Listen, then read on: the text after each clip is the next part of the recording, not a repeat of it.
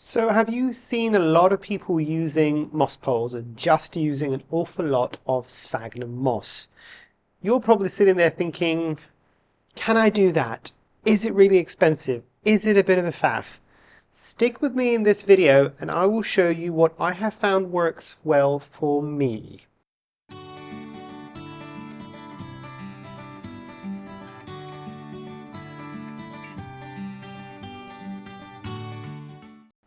Hi, my name is Memo, this is my channel, Houseplantygoodness, and essentially it's a place where I like to geek out about my big passion. You might be able to see some of it behind me, it's tropical houseplants. Now apologies again if I'm sounding a bit stuffy, I have still got the cold from hell. But today's the video that a lot of people have actually requested, which is how I create my own moss poles basically, and I have done a previous video on my opinion on moss poles. Again, I'm not going to dwell on that one basically, but there's a lot of challenges I found, at least with more traditional moss poles. So for example, something that is pure sphagnum moss, this has still got the clear back and the netting, which we'll talk about in just a second. But these ones, for me, were a pain. I don't know if anybody else has had the same issue, trying to get them to slowly feed through and then dealing with all of that. I really couldn't be bothered, basically. Now, before I go any further, I know that a lot of people do have success with those types of moss poles. No shade, if it works for you, keep doing what works for you, essentially. It just didn't work for me. And these were like the second attempt at moss poles that I created, again based on some of your feedback, which was similar structure, moss pole, but mixed in with chunks of cocoa coir, just to see how it worked. This one did work better, but I still found that this dried out a bit too quickly for my liking. It's nice and airy, so potentially if you've got something that's growing really chunky aerial roots, I would imagine something like this would be ideal for a monstera, like a Monstera deliciosa, the variegated monsteras. That would be great, basically. But again, for me, for a run-of-the-mill kind of average moss pole that I can use for everything, it didn't work for me. The other thing is, I don't claim that this is my property or that this is my idea. I'm sure other people have probably done it. I'm sure other people probably have done this. But because I've talked about the fact that these moss poles, the new ones that I'll show you today, how I make them, have worked better for me. I know a lot of people have asked, so I thought I would take you along for the ride whilst I create one for you on the video. But my big suggestion for you would be, if you've got a few moss poles that you want to make them at the same time, because trying to bring everything out and doing it one at a time takes arguably longer, basically, if that makes sense. So whether or not you make one or you make 3 or 4 or 5, it probably doesn't take that much longer than just making the one, if that makes sense. Whilst if you keep doing one at a time, it gets annoying, trust me. But yes, so without further ado, let me scoot you on down. We're going to be down at like table level today. And my face might not be in the screen, apologies, but you need to be seeing what I'm doing with my hands and how I'm making everything. And yeah, if you've got any questions, comments, obviously drop them down below. I'd love to have that conversation with you. If you've tried this specific method or not, let me know. The most unflattering of angles with like downcast and light right in my face. But as I said, let's look at what you're going to need for this. At least this is what I use to create mine. So first thing I got was, and some people might actually have this and it just makes the life a bit easier. There are other options, I can tell you what they are, but this is a single hole punch, and you'll see why in just a moment. Basically, you'll need some form of small zip ties. They don't have to be absolutely huge. If you've got bigger ones, use those ones. I'm not saying if you've got any of these things and you've got ways that you can make it work, you do you, boo. Pair of scissors. And the oldies might know what this is. Me too.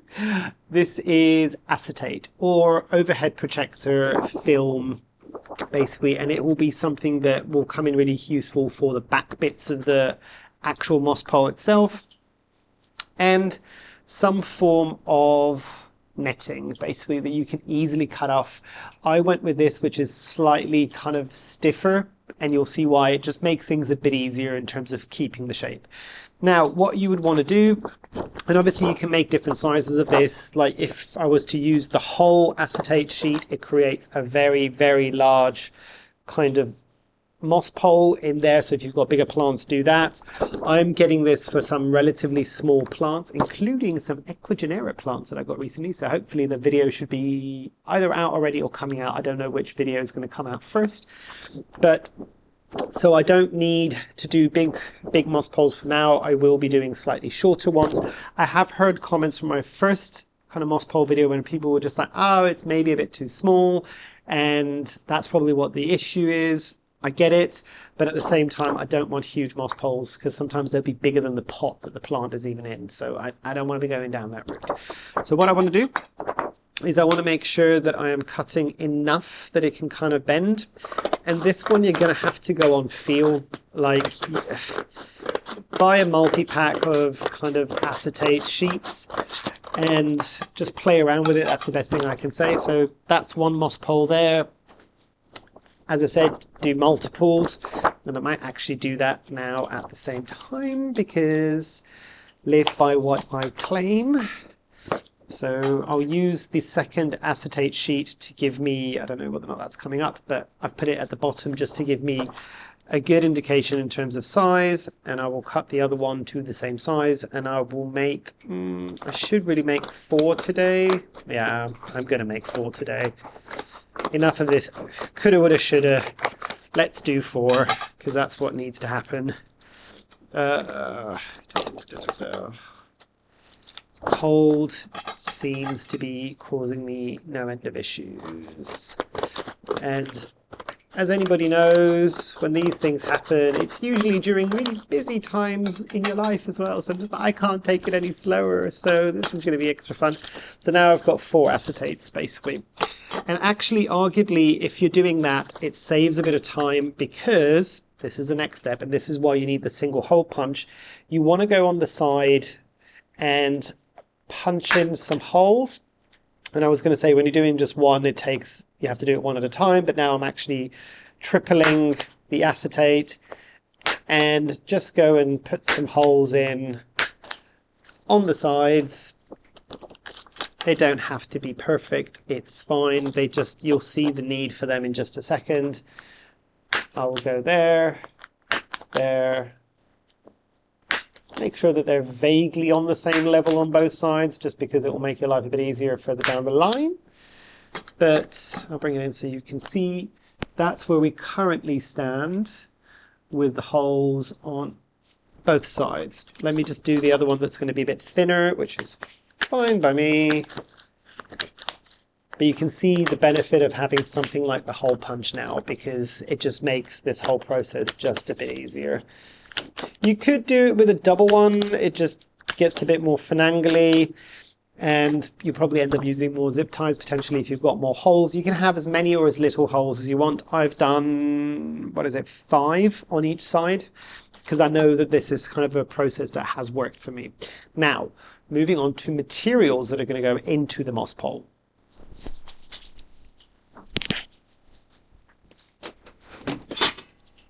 Now I'll bring in my handy dandy. You can see the coffee here today as well. But you'll see the handy dandy kind of litter tray that I use just to kind of capture anything. So what I want to do now is bend the acetate sheet and kind of roughly take it next to my netting and just kind of assume, okay, you know what, there are kind of, 1, 2, 3, 4, 5 lines. Let's do 5 lines. And you'll kind of know that each one of them is kind of where it needs to be. So let's do this. Oh, this is a tricky thing basically here. 1, 2, 3, 4, 5. If I just do, yes.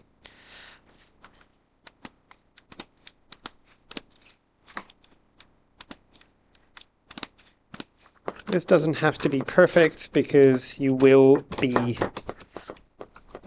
kind of cutting bits off for it further down the line. I know I am not reinventing the wheel here because a lot of people have done these D-shaped moss poles. and maybe they've explained it a bit better than I have. I don't know. So I've got one here. I'll do more of these in just a second now, but you can see I do have those extra bits on the side there that I want to get rid of. So what I'll do is I will just cut those extra bits. You kind of want lines on either side, and it will make sense in just a moment when we start attaching it. So make sure that it's as smooth as possible, and I will show you what I mean by that in just a second.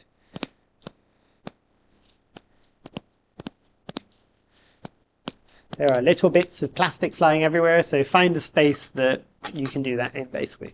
So if I bring that in, you can kind of see that I've kind of smoothed down both sides, so there isn't too many of those little plastic tabs sticking out. So that's one. Hopefully it's long enough. Yes, it is, and I'd rather have it a bit longer than the acetate. So the acetate ends there, that's there, and this the extra bit at the bottom, and I can always cut it off at the top. Now what you'll do is, this is where your zip ties will come in handy. And what you want to do is go through the very end of the netting and the zip tie, and trying to do this can always be a bit challenging for the first couple, but you'll see what we're going to create in just a second. I do love these types of videos. It feels very arts and craftsy, like I'm in school. It's great. I was that child that loves to do things with their hands, basically, when I was a child. So this speaks to that younger version of Memo. Right. So, and I'll explain why I'm doing it this way in just a second. It will all make sense. And this is the easiest way I have found in order to make these types of moss poles that I'm kind of utilizing and finding useful at the moment in an easy way, basically, because they can be a bit challenging otherwise, because we need to stuff it with both a soil medium, which I'll show you in just a moment what I use, and sphagnum moss. So you need to be able to create something that can actually deal with that, basically. So okay, so can you see what I've done there? I've done the four corners and attached it, and this is now kind of in the air a bit, and everything else is a bit loosey-goosey. Note that I haven't cut off the plant ties yet, basically. And this is how you can tell it's been rough and ready. I just realized now that I've had my earphone in the whole time that I was filming. Fluey brain is never a good thing, basically. So the other thing that you're going to need, and that's what I'm going to just pick up now, is Yankee support sticks. So how it's done is one Yankee support stick at the bottom, just to kind of help you with a bit of stability. And I know there's other ways of doing this, but I'll show you the way that I do it so that you can basically sit the moss pole on top of the soil level, and I will show you the other way of being able to bury some of it into the soil level, which I think is what Sydney Plant Guy does for a lot of his plants. That is more stable, I will say, but for all of those I still like to use a Yankee support stick in the back, just because it gives me that extra peace of mind. Now, the thing that I'm going to use, and even though it does say Soil Ninja, this is my own mix, I'm just reusing the bag. And with this, I've got some cocoa coir, I've got loads of cocoa chips, I've got some leca, I've got loads of perlite in it. So basically what you want it to be is that the cocoa coir, the kind of shredded cocoa coir, maybe to only be about 30 or 40% of the mixture, and everything else would be the cocoa chips. You could use orchid bark, you could use, as I said, I've used leca, perlite, all of these things. I'm trying to use light things, so I don't want to use pon in it. I don't want to use things that are going to weigh it down, because this can sometimes be precarious at the best of times, so I need to keep it as light as possible, but also give it loads of aeration, basically. I do not have any sphagnum moss in this, and there's a good reason for that, because it means that this can dampen quite easily. Now, the thing that I'm going to do with this is make sure that it's at the bottom of my moss pole. So as I created it and it's there, there's a reason why I've got the tray underneath it. I will now lift up that stick basically, and it might be better if I do this on a slightly flatter surface because it's keeping up the stick too much. Let's do it. My table is going to be messy. So make sure that the stick is underneath the soil level.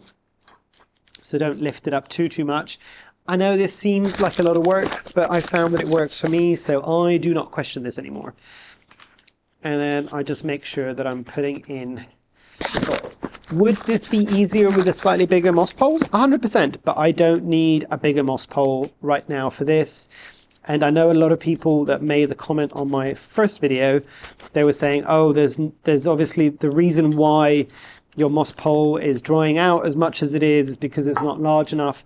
I find with this one, with this method, I don't have that issue due to size. So whether or not it's a large one or a small one, they will go for an awful lot longer than just the usual sphagnum moss type moss poles, just pure sphagnum. So let me put this down and I'll show you the next step now. So the next step is utilizing actual sphagnum moss, and this is the only bit that will have sphagnum moss. So what you do is you take some sphagnum moss and you lay it on top of the soil. So I'll bring it up so you can see. So the soil level is there, the sphagnum moss is between the soil and the actual mesh, and you do that across everything. Just make sure that there isn't any of the soil peeping through the netting. This will also mean that it's going to be quite compact as well. Again, you will kind of reach a point where you will understand how much or how little to add in, so you can actually close it up later. But after you've done the middle section, this is what I wanted to say. So as long as you know which section is going to be your top section, so where the moss pole is going to be standing up, without me dropping everything, that's the bit that you want to leave open with the soil. You don't want to put sphagnum moss there. However, at the very bottom, I like to do a plug of moss, basically. So let me show you what that actually looks like. There's a reason why I do this, because I also use these moss poles with my semi-hydro mix, and I do not want that much soil going into my semi-hydro mix every time I water the moss poles. So let me show you. I'm trying to make this all pretty so you can see one. Usually I'm not this pedantic about it, but can you see what is happening there? I've put like a plug of moss, and this will be on the soil level, and then it will stand up like that, and then it can sit like that. So when I do water, a lot of that moss will actually capture the soil that might be pulling through as I'm watering it into kind of things like my semi-hydro mix. Now you are done, basically. Now it's just a case of getting the rest of the zip ties and going for it, basically. So this is where you need to find the holes that you put in. It's always nice and challenging. Right. And this is the bit that can get a bit tedious. The reason why I had my headphones on before is because usually when I do this, I put on a good audiobook or I listen to my favorite podcasts, and I just kind of disappear into my own little head for a little while whilst I create these moss poles. And it's a great time. It is a great time. It can be a bit, it's one of those tasks that I don't know if anybody else is like me, but I tend to put off all the time. So when I do make them, I want to make loads. So I've got spares sitting around, not just make them for the plants that I need. So let me give you an example. If I've got 3 plants that I need moss poles for, I'll try to make 6. If I've got the materials, I'll try to make 6, because ultimately, depending on the size of your collection and you know how often you might need these things, I know that very soon I'm going to need another one, basically. So what I want to do is just make sure that I don't have to do this every couple of weeks. If I don't have to, I can just make a few and have them as bank, essentially. But it has worked well for me so far, and I'm very happy with myself for these and actually being able to get moss poles that work for me. As I said, I get what everybody else is doing and how it might work for them. It just didn't work for me. So I need plant care that works for me and my environment with my plants and the care that I would give them. So that is pretty much it for the zip ties. Let me tighten some of the top ones, the 4 corners that I did before, because I had them a bit loose, so I can kind of move that netting around. And hey presto, that is my moss pole. Obviously, last step, go in and remove these little excesses of, but you can see now what I meant before, like you can go for bigger, but you're going to be wasting an awful lot of those zip ties.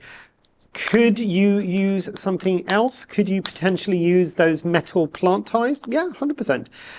Is it a bit fiddlier? Yes, I was trying to do it that way because I thought that might be a bit easier to do, but it's actually just that extra bit of fiddle that I just really could not be bothered with.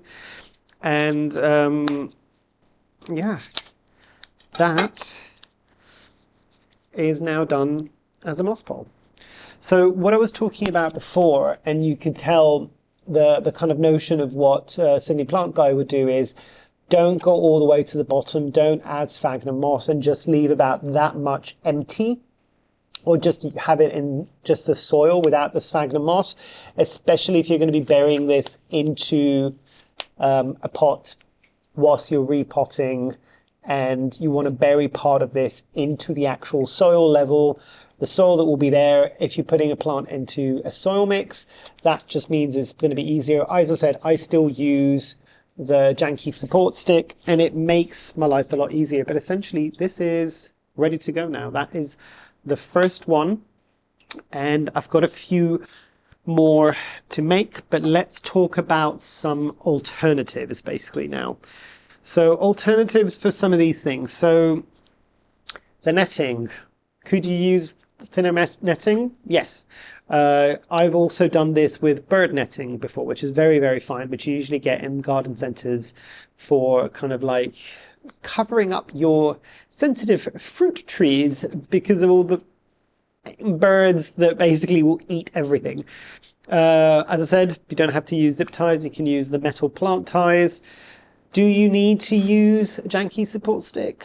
This one specifically, no, but you do need something for support in there to keep it upright, so I find that that works quite nicely. Do you need to have the plug at the bottom? No, if you can bury it in, but that was half of my issue with a lot of the times the more traditional way that everybody does it is if I leave that to put it in the soil, well, that means I have to repot my entire plant. I don't want to. It's not ready. I don't want to repot my plant. I can do this in the meantime as it is like this. And when it comes time to repotting, no doubt I will need a bigger moss pole. I can then kind of do it that way, basically. And what else? Acetate sheet. I haven't found anything better. Does it need to be clear? No, I like it to be clear because I can see into it. Arguably, if you're not that worried about seeing into it, and you get something that's maybe black colored or something like that, it will probably keep in some of that moisture a bit more in the summer months because obviously this is exposed to light. It does tend to mean that the water would evaporate a bit sooner. And as I've mentioned on another video, so say this was in a pot, say this was a pot, it was in it, this was a plant. What I have found works really well for watering this plant is I would then get, let me see if I can get my little watering can. I would get my watering can, and instead of having to do it the traditional way of putting it from the top, because that could still take a while, as long as I can tilt my plant to kind of a 45-degree angle or almost entirely flat without disturbing the plant when it's attached, I will then run the water this way. And because it will take some time to get through the sphagnum moss, not that much, but then it will get down to the soil level. The first time it might be a bit hydrophobic, especially if you haven't done anything, so it means it might take a bit of time to dampen up the soil the first time, but after it's happened one time, much like soil, and you stay on top of it, it's much easier to do it that way, because what will then happen when you water it that way, the water will trickle down the back, and because we've got an aroid mix essentially here rather than just sphagnum moss, it means that the water slowly goes down the back and actually percolates it, rather than me having to put a bottle and leaving it there and then having to empty it at the bottom. This is a much faster way, because I've got too many plants to be dealing with that kind of level of babying and coming back 2 hours later to, no, I ain't got no time for that. I really don't, basically. So this has worked really, really well for me. I did the video because I promised I was going to do the video. Hopefully this was useful. I know I'm not kind of reinventing the wheel here. But yeah, tell me what you think. Like if you're a fan of the other types of moss poles, can you see any issues that I might be missing so far? I've been running these moss poles now for a good 2 or 3 months, and I've been seeing some good results. The plants are rooting into them really nicely. Just make sure, obviously, when you've got a plant that's there, I usually put one of those Velcro plant ties around the growing stem just to kind of keep it closer to the moss.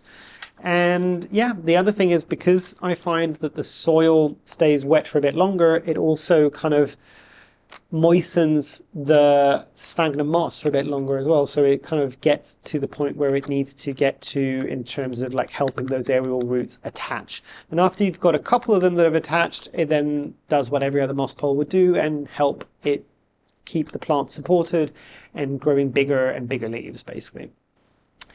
But yeah, so this is my little janky way of doing this. It makes sense in my head.